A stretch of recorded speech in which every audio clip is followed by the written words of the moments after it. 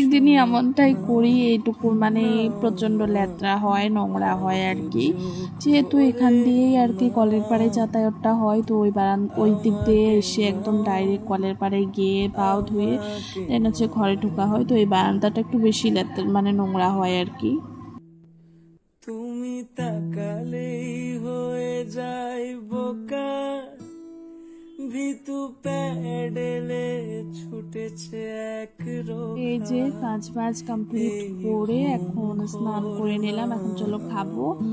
তো মেনুতে তো সকালবেলা দেখতেই পেয়েছি তোমরা কি কি ছিল, শুধু এখন বড়াটা ভাজা হয়েছে আর কি। তো মাছের ডাল ছিল, মাছের ডালের মধ্যে হচ্ছে কুমড়ো দিয়েছিল, ডাঁটা দিয়েছিল, তারপরে এই যে আমের চাটনি, আর ছিল হচ্ছে বড়া দেখতে পেলে।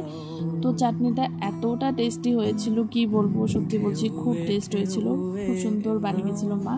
তো দেখো এখন খাওয়া দাওয়া করে একটু রেস্ট নিয়ে রাস্তায় চলে আসলাম। আর এসে দেখো কি করছি আমরা এখানে রাস্তায়, জাম পাড়ছি, জাম গাইস।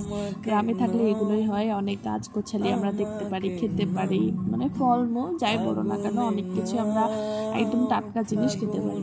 ঘরে ভর্তি জাম, তবুও জানি না কেন গাছ দেখলে মনে হয় পারি পারি। তো কিছু করার নেই, হাতটাকে সামলাতে পারছিলাম না, তো দু একটা পেরে খেয়ে নিলাম।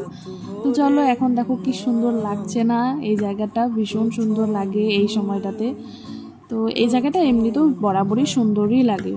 তো চলো একটু রাস্তা হেঁটে আসলাম আমরা। গোপন তাক নাও প্রথম ছোঁয়া, নাও নাও না। তো বাড়িতে এসে তো এই ঘরে বিছনা আদরটা একটু বিছিয়ে নিচ্ছিলাম।